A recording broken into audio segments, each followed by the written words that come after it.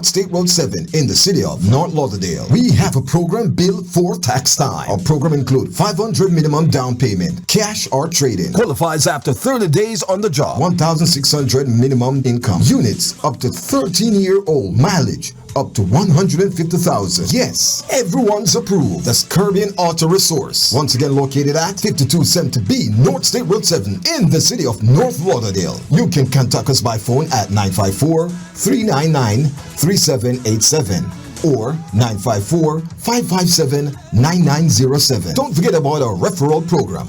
Refer a friend and earn from $50 up to $200. Yes, it's true. I ask these questions a lot of times, so if you have been wondering, yes, we finance people who don't have a driver's license. Beacon score does not matter. One of my dealer closed a deal on the 383 Beacon. Good credit, bad credit, any credit, you're approved. Don't ask me how they do it. Just know that it's done. It's Caribbean Auto Resource. Call them today and you'll be driving in minutes. It's time to stop dreaming and start driving. Out of my dreams, into my car.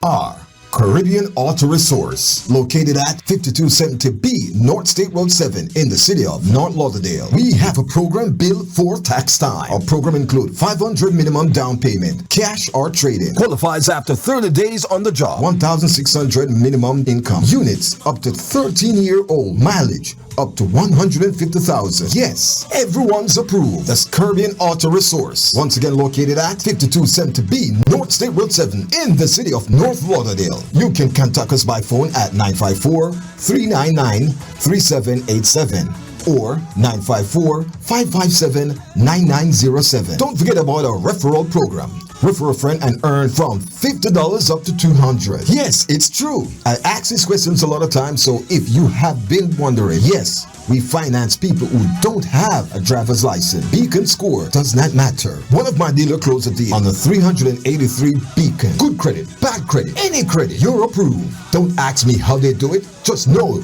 that it's done. It's Caribbean Auto Resource. Call them today and you'll be driving in minutes. It's time to stop dreaming and start driving. Out of my dreams, into my car.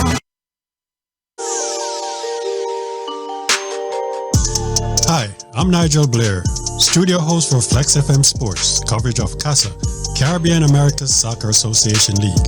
Don't forget to subscribe to watch highlights all season long and to be sure to tune in every Saturday at 8 p.m. Eastern Standard Time right here on Flex FM Sports for live coverage of all matches.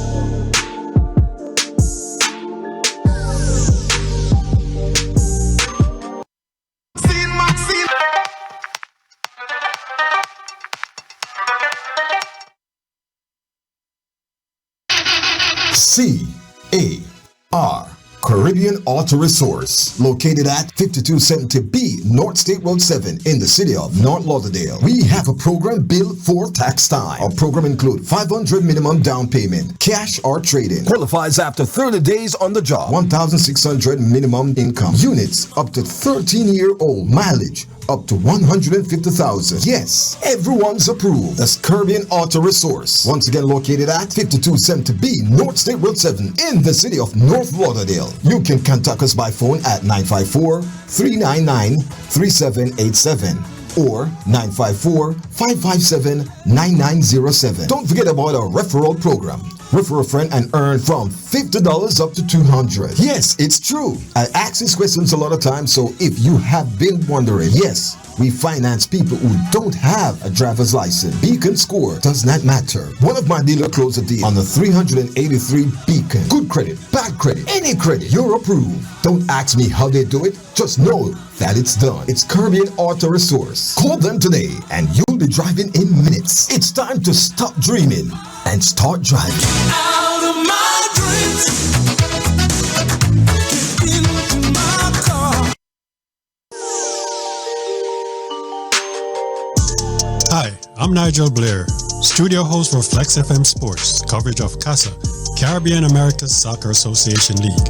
Don't forget to subscribe to watch highlights all season long and to be sure to tune in every Saturday at 8 p.m. Eastern Standard Time right here on Flex FM Sports for live coverage of all matches.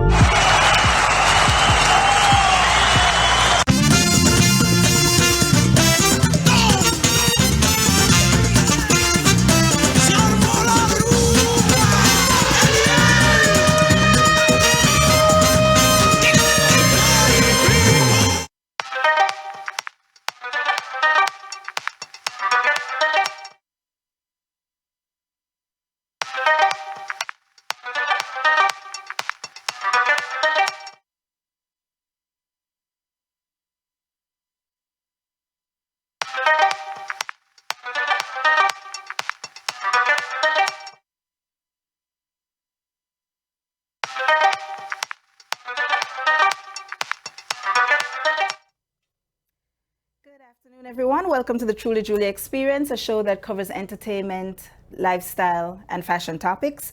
My name is Julian Lee, and I'm your host for today. Now, before we get into the interview, just a few house rules. I'm going to ask that if you have any comments or questions, no matter what platform you're watching, if it's Flex FM Radio on Facebook, or if you're watching www.flexfm.online, there's a chat box in either of those platforms. You can put any comments and questions that you have in the chat box. The second thing, I'm going to ask you to like and share the episode, because especially today, the first topic that we will be covering is something that can be life-saving, and that people, it will help if they hear, whether or not they're going through the experience or they know somebody that may going through the experience. Next, you can drop me a line at trulyjulieexperience.com if you have any questions, suggestions for the show, ideas. I am open and willing to, take that into consideration. And so just a disclaimer, again, today's episode will be covering a topic that for some people could be a trigger, of negative emotions and thoughts and things like that. So, just be aware and be, when you're watching the show, okay? Now, today's very special guest, Beverly Gordon, is the owner and CEO of Pretty Little Bags, a Jamaican line of handbags and other fashion products. Now, in the first half of this interview, Beverly, a domestic abuse survivor, will be sharing her very personal story of surviving such abuse. And in the second half, she will share with us how dealing with her experiences led her to Pretty Little Bags. Now, before I start speaking to my guest, we have a short 1-minute video clip that we're going to be getting on, just to give you an intro into our guest, a better intro than I could have just done, okay? So just stick around and wait for that.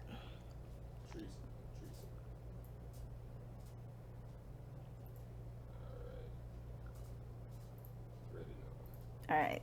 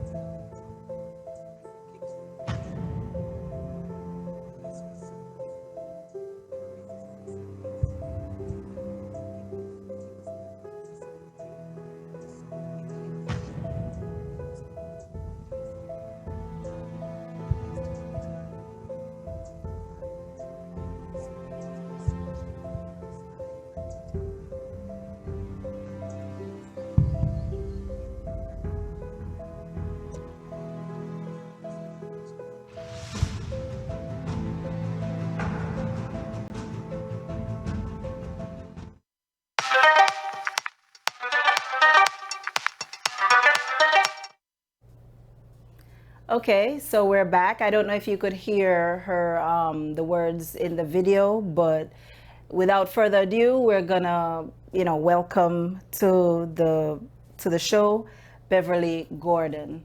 Beverly, are you with us? Hello, how are you? Welcome to the Hi, Truly Julie hi, Experience. hi, can you hear me? Yes, we can hear you loud and clear. Okay, I know we were okay. having a little bit of technical issues in the beginning, but hey, it's all good now, right? How are you? Welcome to the Yes, Truly Julie Experience. How are you? I am well, my dear. I am well. Okay, tell us a little bit about yourself, where you're from, and, just a little bit about what you do now before we get into the meat and potatoes of the argument, of the discussion. All right, so as you introduced me, my name is Beverly Gordon. I grew up in a beautiful little community in St. Catherine called Bogwalk. I attended Holy Child High School. Yeah, yeah, yeah. Yay! In my early years, I dabbled into modeling. I did a little bit on the beauty contest circuit. So I entered Miss Jamaica World, Miss Jamaica Universe, modeled a bit.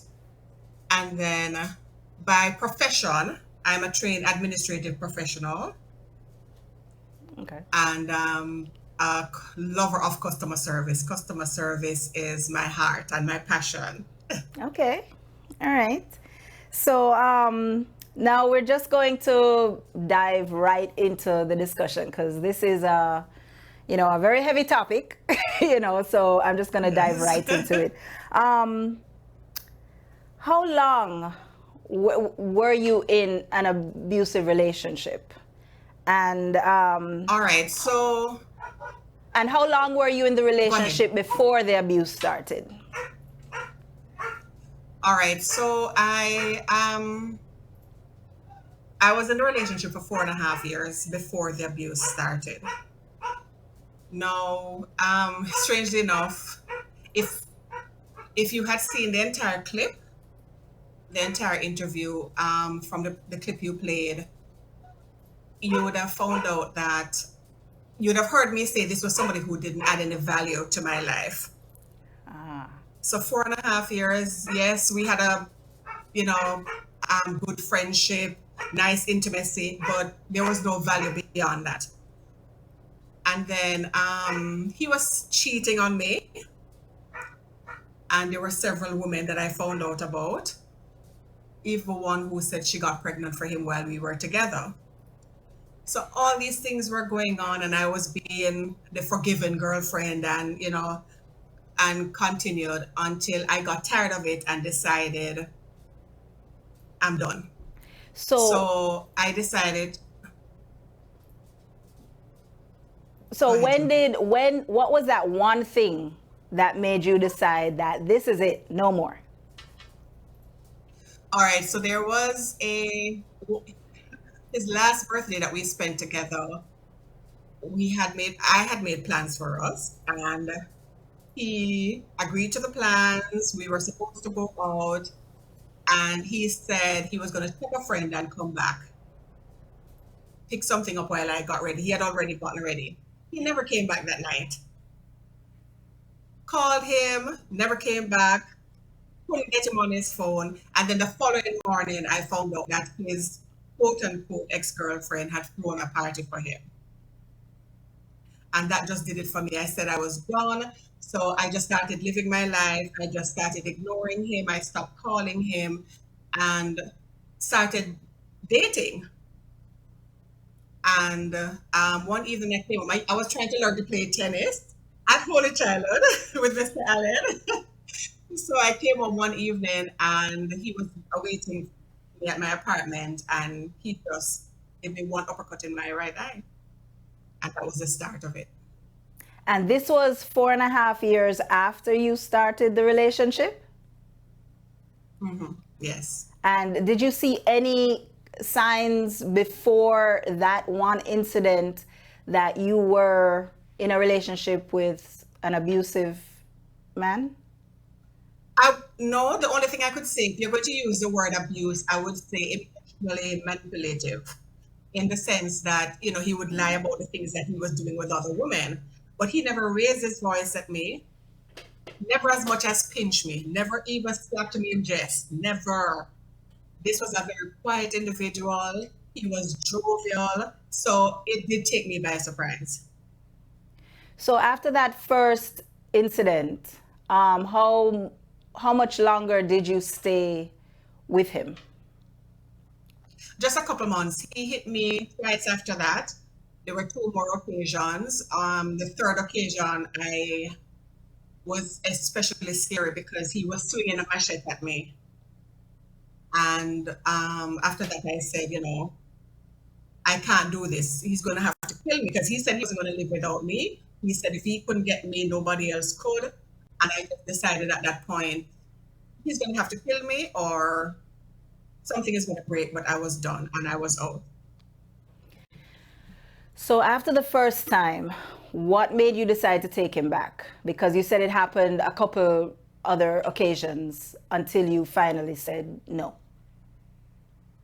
So he apologized. He cried, literal tears, apologized. And I said, because I never saw this side of him, I honestly believe he wouldn't do it again. And the second thing that made me forgive him, I love his family. He's from a big family, and his family is really close knit. And his brother came to me and begged me to take him back. Oh, wow. Okay. And it happened a couple other times. And the third time, after the third time, you said, third time is not a charm, but it's over.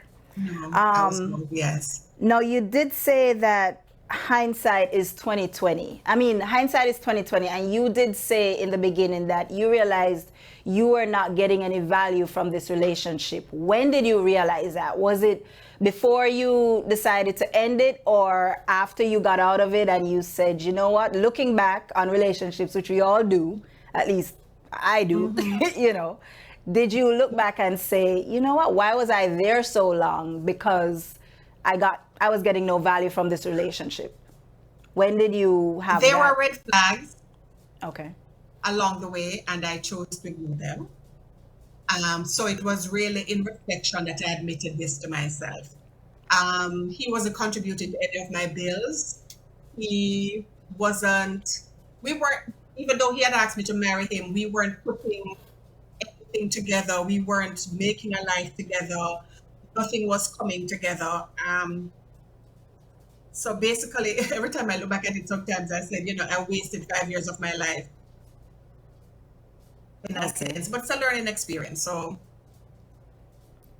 Okay, so you got out of the relationship safely, thank God. Were you ever, after you got out of the relationship, were you ever scared that maybe he would come after you? Because the last occasion was looking like he was leaning pretty violent. Were you scared for any time after you ended the relationship that he would come after you? for about a year after the relationship ended, I basically kind of looked over my shoulder. He would call me and cuss me out. He would send messages. He left dirty messages on my phone, threatening messages on my phone. And I sort of just kind of, every time I came out of the house, I'd be looking to make, as a matter of fact, he came to my house probably about a week after I ended it or so. He came to my house about midnight one night with a friend to say he wanted to talk to me. And when I refused to open the door, he threatened to kill me. And he cussed me in the most derogatory way. Even his friend was shocked because his friend never saw that side of him either. Oh wow. There was a period of time when you were, as you say, looking over your shoulder and, Yeah, man, you know, it wow. was something that was, it was unbelievably scary.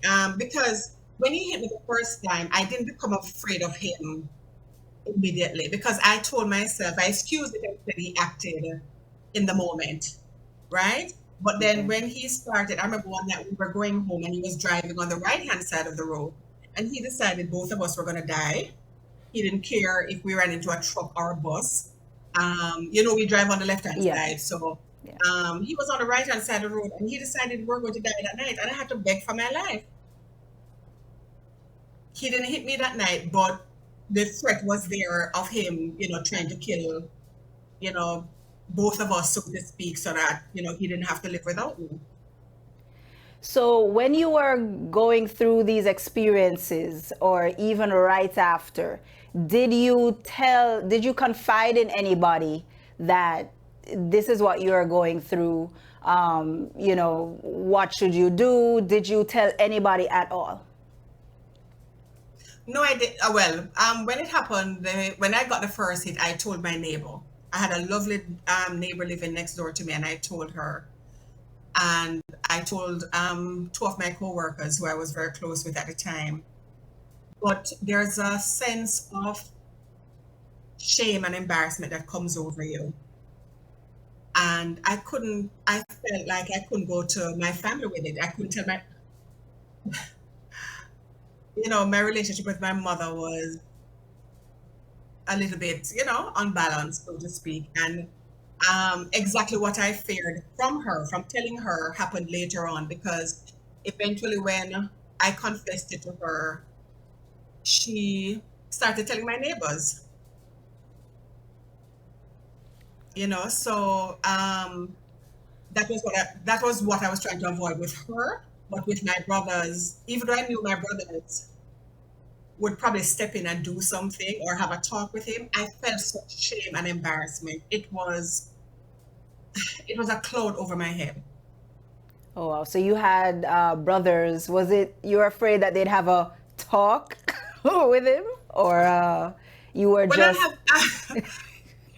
no, I wasn't afraid of that, because maybe if they had to talk with him, I would have walked away at that point. As a matter of fact, my brothers would have said to me at that point, if I had told them after the first incident, they probably would have physically pulled me away. okay? They would probably come and say, this is done. But there's a sense, as I said, there's a sense of, boy, worthlessness that comes over you when these things happen, that you just, it's like you lose yourself. So I guess that I can now understand, because the short clip that we showed earlier was taken from, I think it was a 20-minute clip, a bigger documentary or an episode that you did for Ministry of Culture, Gender, Entertainment, and Sports. And Right. in it, one of the things you said that took me aback was you said that when somebody is going through domestic violence, they would rather prefer to have strangers help them than their family or friends.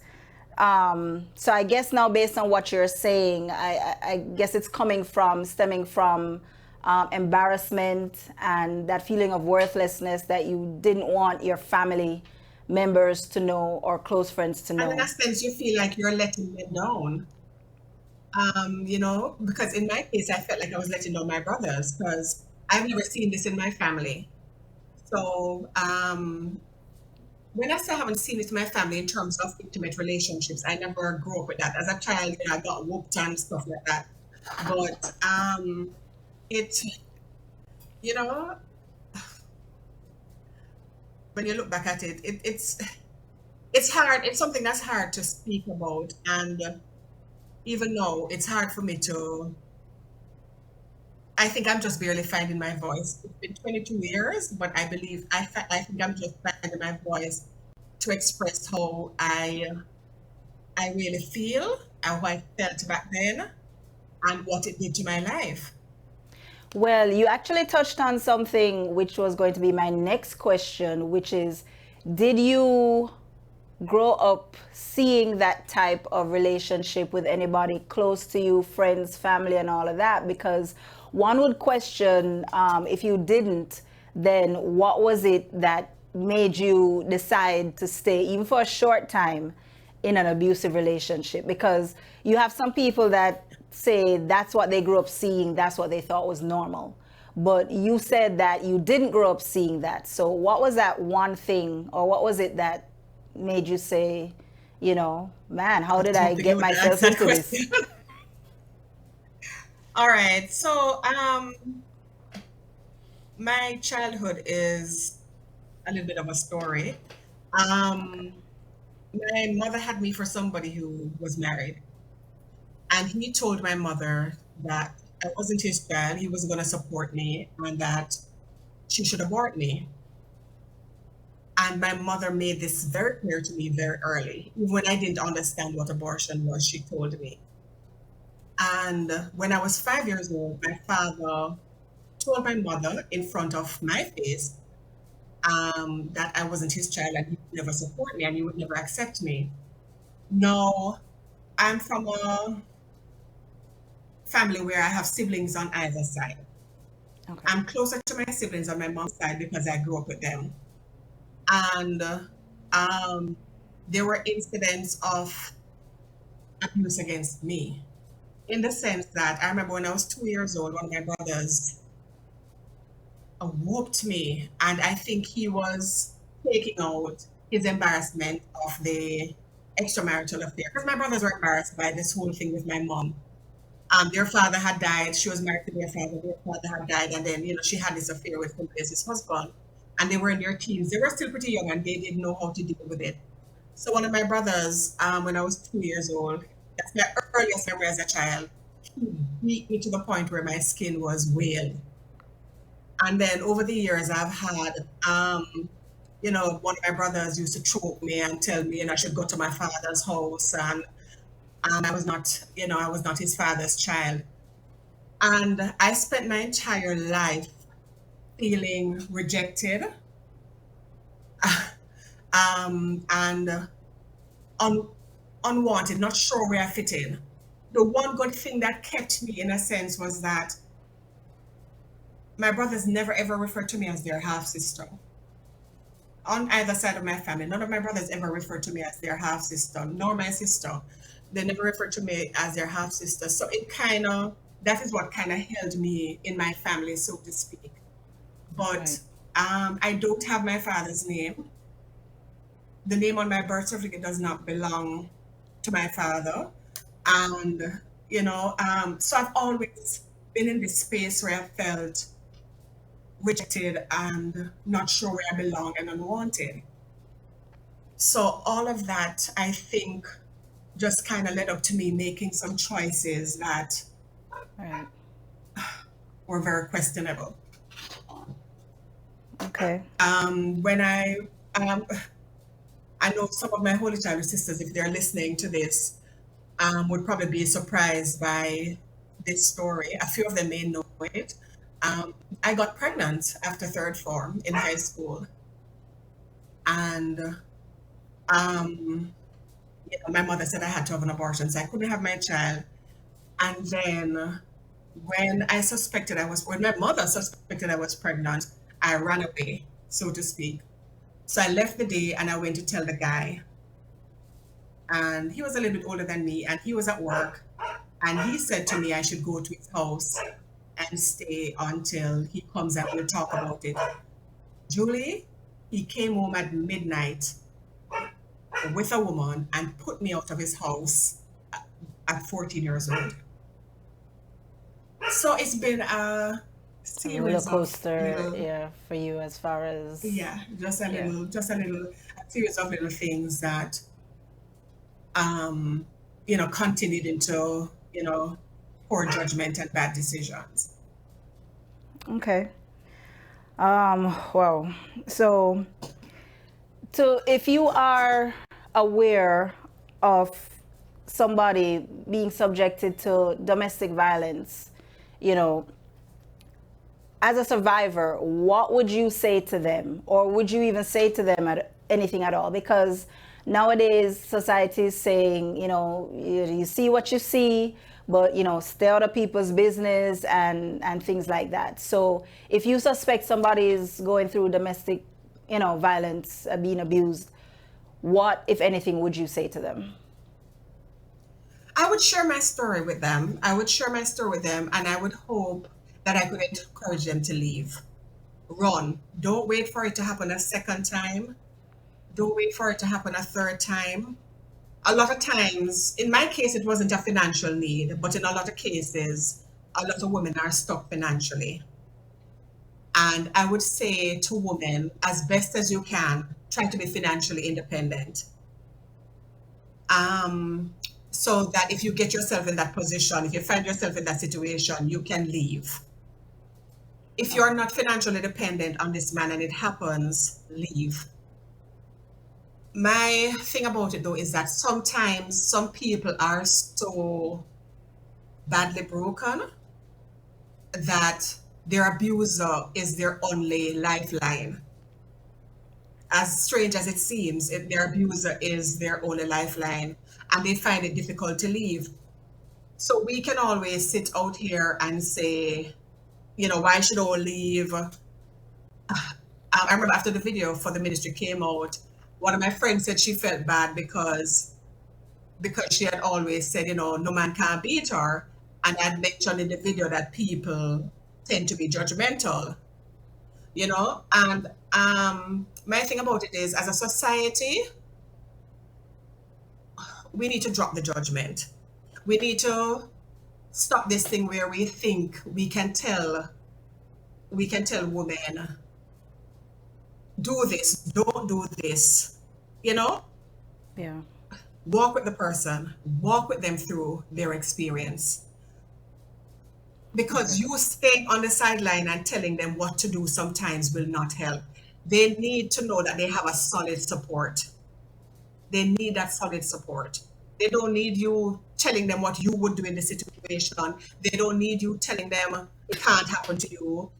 And they don't need you to tell them, go down the road and, whatever. Stand with them if you can. If the situation is volatile, I don't expect you to put yourself in a position, because some men are vicious and violent when a woman tries to leave them. Right.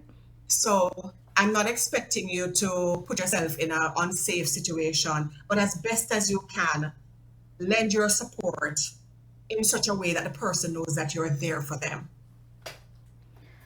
Okay, so apart from seeing obvious signs of violence, like, black and blue face, eye,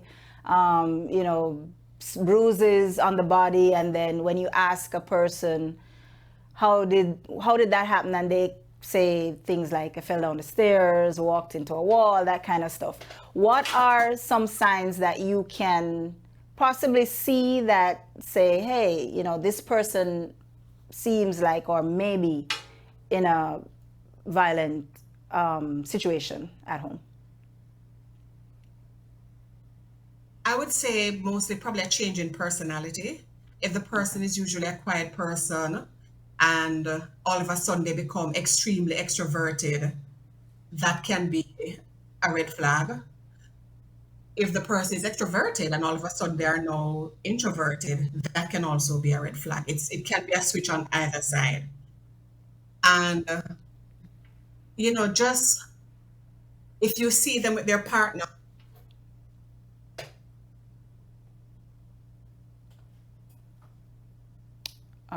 we're not getting any sound. Bev, are you still with us? and Hello? they tend to flinch a little bit. Sometimes if the person reaches out to them, if you see them with their partner and you see them flinching away, that too can be a telltale sign. If the person is trying to touch them, reach out to them, and you see them flinching away, yeah. Okay. Some signs to watch out for. Now, with the clip that we saw, the 1 minute clip, and I know that there is, I think, a 20-odd minute episode with the Ministry of Culture, Gender, Entertainment, and Sport. Why did you decide to do that? And was it a hard decision for you to come out and share your story in such a public way?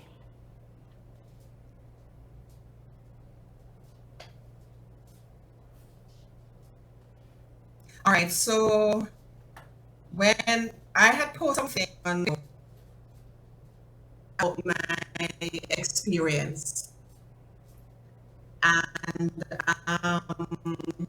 I think it was at one point. It probably was during October, during Domestic Violence Awareness Month, and I had posted something on Facebook mentioning my experience, and the ministry, Oliver from the ministry reached out to me and asked for it. And at that point, I said to myself, maybe it's time. Maybe it's time to say something. If I can help one person, if one person hears a story and gets the courage to walk away, then maybe it's a story worth telling. Okay. So I can say that for anybody that's probably going through that, situation, domestic violence, that it's something to watch, because you can get encouragement from, watching the clip. It is on YouTube. But one thing, how were you reached out to by the ministry, or did you reach out to them? Because what I realized from your bio is you actually used to work for them, right? So how was that? Right. So Right. how was that? So that's how I knew Oliver from then. So when he's on my Facebook post, he saw the Facebook post and he reached out to me and asked if I would tell my story. Okay. All right. So that being said, working for the ministry, this month is recognized as Reggae Month. Were you there at the time that Reggae Month was implemented? Yes, yeah, man. Because I did 2 years with the ministry, so I was there at the time. So because this has been going on for a few years well now, so yes. Right. Okay, so one question that I do have to ask that's going to tie in Reggae Month with domestic violence. There's always been these conversations that, lyrics for reggae songs, dancehall songs, are violent, whether it's, against guys killing each other for whatever reason, or violence against women. Do you think that the lyrics are just a storytelling of what's going on in a particular person's community, or do you think that it's encouraging the actual violence to go on or to continue? Well, Julie, reggae is for me, it's a very sweet and calming music. I think the dancehall aspect is what crept in and I started I don't know if I should say degradation of the music in terms of the violence and even the lyrics that degrade women. So Bob would say when the music hits you feel no pain, but now it has become painful in the sense that, the other day I saw when we had, I think it was when what's her name, Kenise Jackson, that young woman in Portmore who was murdered. Right. And some of the artists came out in support and was talking about domestic violence and ending violence against women, but a lot of them are still associating with friends and associates in the music business who either have rumors to be wife beaters, or their lyrics are tainted with abusive words towards women. Right. Sometimes when I listen to I don't really listen to DJ music these days, but sometimes when I'm in the taxi or, you're in public sphere and you hear somebody's music, you wonder, why would you even utter those things out in your mouth? Why would you record those things? Well, I have a friend So who I said believe a lot of it does contribute. to, okay, because there's somebody I know that says that, and I tend to agree that violence is built into Jamaican culture and partially comes through the music. But okay, so Yeah, we can't blame the music alone. We can't blame the no, music we alone can't blame because anything alone. it's already but there. But right. yeah. So for this segment, Bev, I want to thank you for sharing your story. I know it wasn't, the easiest thing to do because you called me and told me, that it was kind of, not easy. So I do thank you for joining and telling this part of your story for this segment. Now, for the viewers, before we go to commercial, I just want to say that, just please keep in mind that domestic violence it happens everywhere in the world. It does not respect any one person, gender, sex, sexual orientation, socio-economic class, or anything. It can happen to anybody. So I know I have viewers in different parts of the world, so I don't know in every part of the world what resources there are for women or people going through domestic violence to call upon. But I know here in the States there are a few national resources that you can use. Always, if you feel you're in immediate danger, call 911 if it's safe to do so. In certain states, you can even text 911. That this is not in all U.S. states, but there's like maybe 15 or 20 states where you can text to 911. Anybody can dial 911 from a cell phone, even if it's not on a active service. It can be an old phone, no SIM card, nothing, and you can dial 911. However, in the states where you can text 911, it does have to be an active working phone on an active system. And next, there's a national. And before you, sorry. Okay, go ahead. Before you go further with that, Julie, in Jamaica, I don't know if everybody is aware that we now have 2 shelters. Okay. The Ministry of Culture, Gender, Entertainment and Sports have now opened 2 shelters here in Jamaica. Of course, location has not been disclosed. Right, of course. But if you need help, you can reach out to somebody at the ministry or any of the Women's Bureau, and they can come to your assistance. Okay, that's great. So I'm really grateful for that. Okay. And here, National Domestic Violence Hotline is 1-800-799-7233.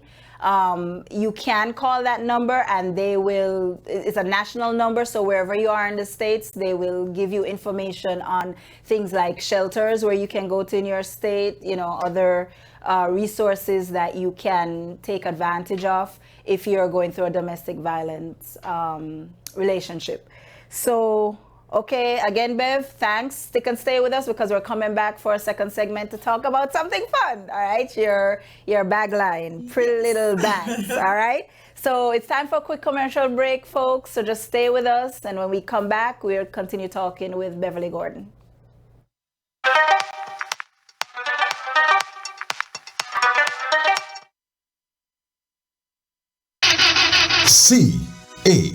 CAR Caribbean Auto Resource, located at 5270B North State Road 7 in the city of North Lauderdale. We have a program built for tax time. Our program includes $500 minimum down payment, cash or trade-in. Qualifies after 30 days on the job. $1,600 minimum income. Units up to 13-year-old. Mileage up to 150,000. Yes, everyone's approved. That's Caribbean Auto Resource. Once again located at 5270B North State Road 7 in the city of North Lauderdale. You can contact us by phone at 954-399-3787 or 954-557-9907. Don't forget about our referral program. Refer a friend and earn from $50 up to $200. Yes, it's true. I ask these questions a lot of times, so if you have been wondering, yes, we finance people who don't have a driver's license. Beacon score does not matter. One of my dealer closed a deal on the 383 Beacon. Good credit, bad credit, any credit, you're approved. Don't ask me how they do it. Just know that it's done. It's Caribbean Auto Resource. Call them today and you'll be driving in minutes. It's time to stop dreaming and start driving. Out of my dreams, get into my car.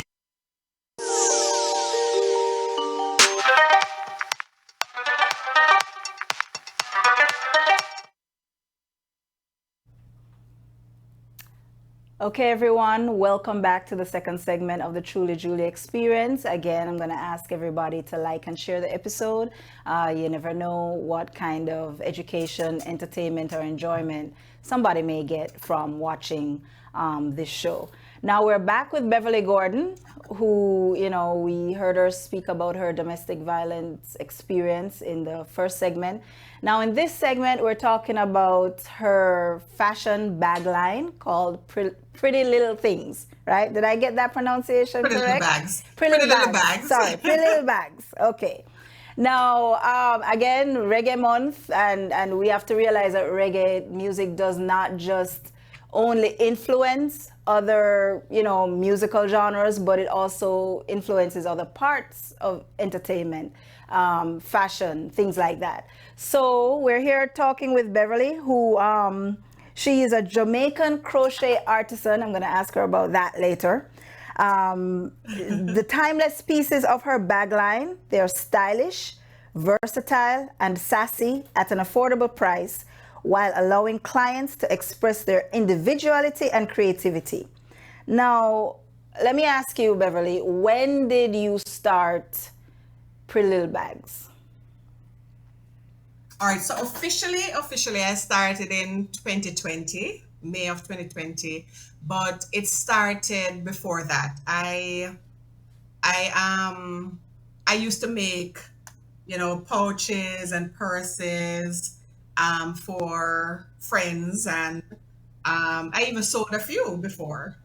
And then in 2020, when COVID hit and I came back home, I decided to turn my hobby into a business. So how long were you doing your hobby? Is it something that you just picked up right before when you decided to do this as a business, or was it something that you were doing from childhood, or how long? So I started crocheting when I was 19. There was a lady who lived on the other side of a house I was living, and she taught me how to crochet. She would see me watching her and realize I was interested, so she offered to teach me. And then years after that, I became friends with a young lady who also crocheted, and she took me another level up. So she taught me how to make wall hangings and get them framed. So I used to do like people's birth signs and their names and Cupid and all of that, and I would get it framed for them and sell it. Okay, now Jamaican crochet artisan. Isn't crochet something that is associated with, an old woman's thing that they have nothing else to do with their time? I'm just asking a question that I'm sure other people are wondering but wouldn't ask because I've never known of it. When I was 19, I never knew of a 19-year-old crocheting. I knew some people who were in, who like to make their own clothing, but not crocheting. Well, one of the myths about crochet is that it is a old woman's, skill, crochet and knitting. And let me clear something up. Crochet is completely different from knitting. Okay, what's the Because difference? people like to interchange them. Usually knitting is the one where you use 2 needles, Okay. and crochet you use 1. Oh, okay. So, but people tend to interchange them. Oh, I guess because So we it's really a didn't know myth the that is difference. an old, yes, there is a difference. And then, usually too, when you knitting comes out a little bit softer. Knitting tends to be a little bit softer than crochet items. However, this myth that it's an old lady's skill, no, it is not. There are a lot of people in the world today, a lot of young women. There are some talented women on TikTok and Instagram showing their work. Young girls. There are a lot of talented men too who crochet. As a matter of fact, I have to give shout out to this little boy that I usually I follow him on Instagram. His name is Jonah. and he's from Ethiopia, and he was adopted by American parents. And he learned how to crochet. He taught himself to crochet when he was 5, and he's now a crochet prodigy, and he is Oh, wow. amazing. I consider him far more talented than me. So it's a modern art. Okay. All right. Thanks for clearing the difference between crocheting and knitting because I had no idea. I thought it was the same thing. You just use different types No. of needles. Okay. So, what kind of bags do you offer? And is it just stuff made just crochet? 100% crochet? So 100% crochet except for the lining. Okay. I line the bags because crochet is something that tends to stretch. So I line them. There are zippers in them. I do crossbody bags, beach bags, clutches, makeup bags, wristlets. We do have some pictures that I wanna put up of some of your collections. Okay. Yes. So those are my combo right there. Okay. And So you get a crossbody with a purse. okay, and we have another one, and that's That's the reggae hobo bag. okay. So you have a reggae inspired collection, right? Not just that bag.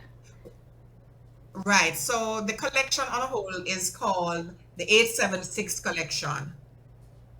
And under my 876 collection, I have 2 segments. I have the Jamaican segment, which I call the Yardie segment, and that's anything that's black, green, and gold. Like the first picture that we And then showed. I have Okay. right.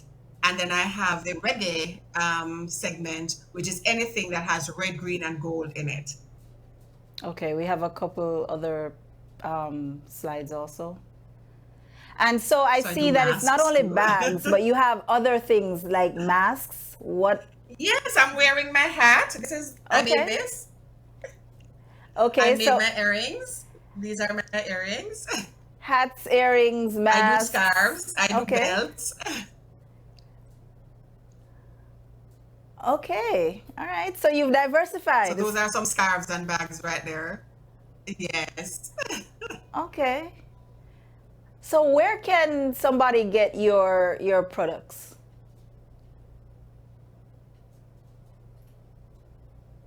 All right. So I'm on Carib Shopper.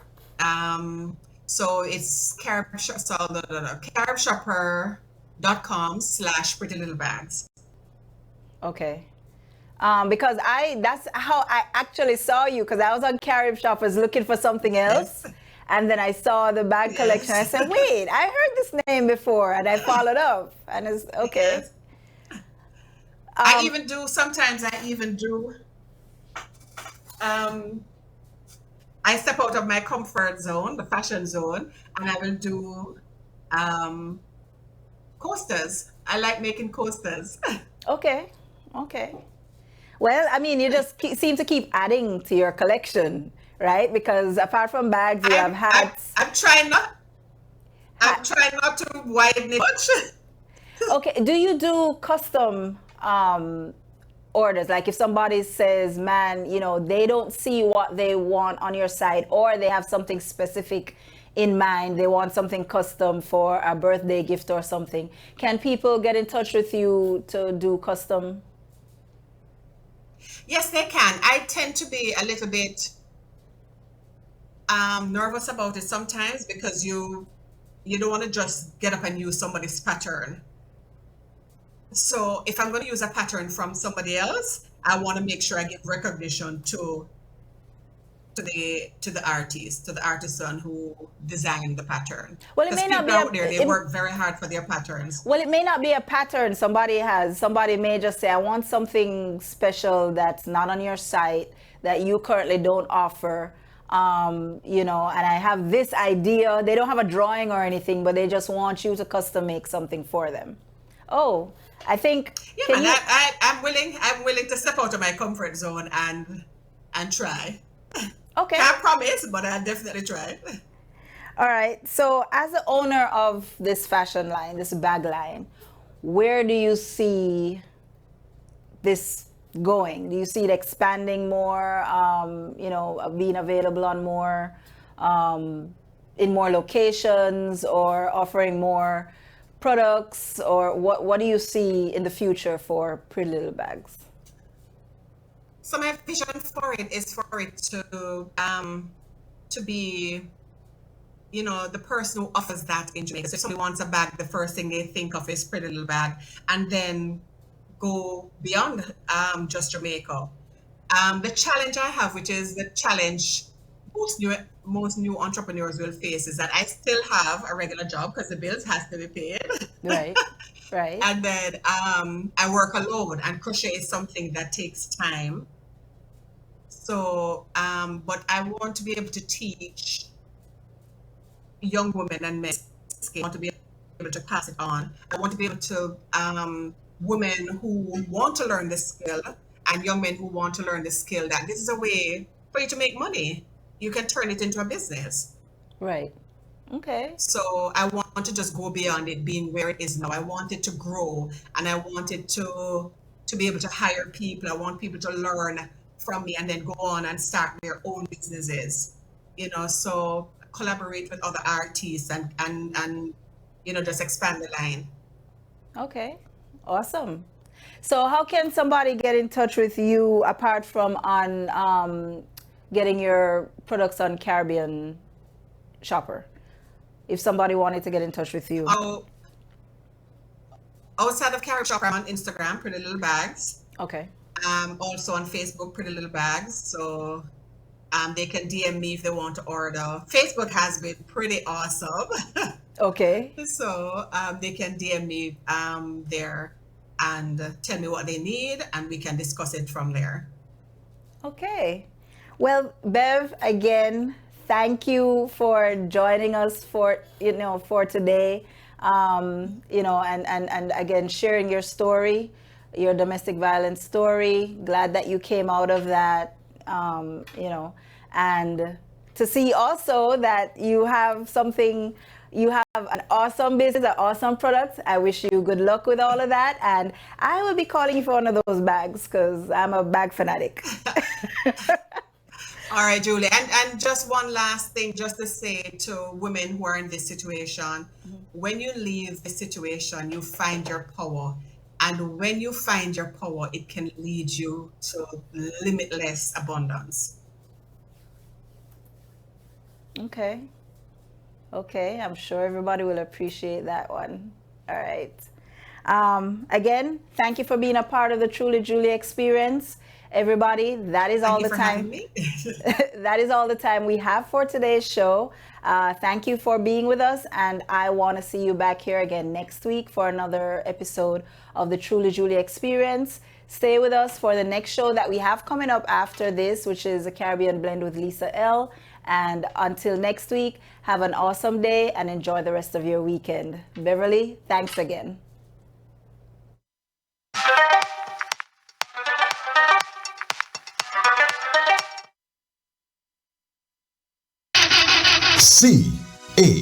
CAR Caribbean Auto Resource, located at 5270B North State Road 7 in the city of North Lauderdale. We have a program built for tax time. Our program includes $500 minimum down payment, cash or trade-in. Qualifies after 30 days on the job. $1,600 minimum income. Units up to 13-year-old. Mileage up to 150,000. Yes, everyone's approved. That's Caribbean Auto Resource. Once again, located at 5270B North State Road 7 in the city of North Lauderdale. You can contact us by phone at 954-399-3787 or 954-557-9907. Don't forget about our referral program. Refer a friend and earn from $50 up to $200. Yes, it's true. I ask these questions a lot of times, so if you have been wondering, yes, we finance people who don't have a driver's license. Beacon score does not matter. One of my dealer closed a deal on the 383 Beacon. Good credit, bad credit, any credit, you're approved. Don't ask me how they do it. Just know that it's done. It's Caribbean Auto Resource. Call them today and you'll be driving in minutes. It's time to stop dreaming and start driving. Out of my dreams, get into my car. Hi, I'm Nigel Blair, studio host for Flex FM Sports, coverage of CASA, Caribbean Americas Soccer Association League. Don't forget to subscribe to watch highlights all season long and to be sure to tune in every Saturday at 8 p.m. Eastern Standard Time right here on Flex FM Sports for live coverage of all matches.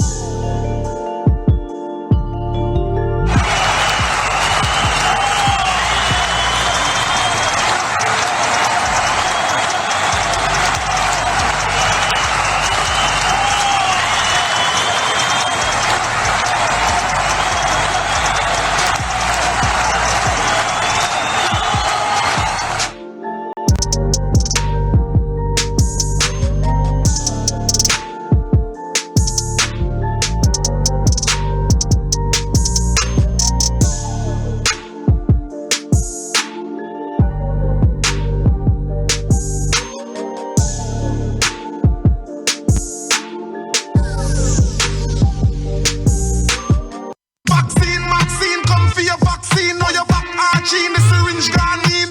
Vaccine, I get a vaccine. Vaccine, I get a vaccine. Vaccine, come for your vaccine. Know your back arching, the syringe gone in. It's that time of year. It's tax time.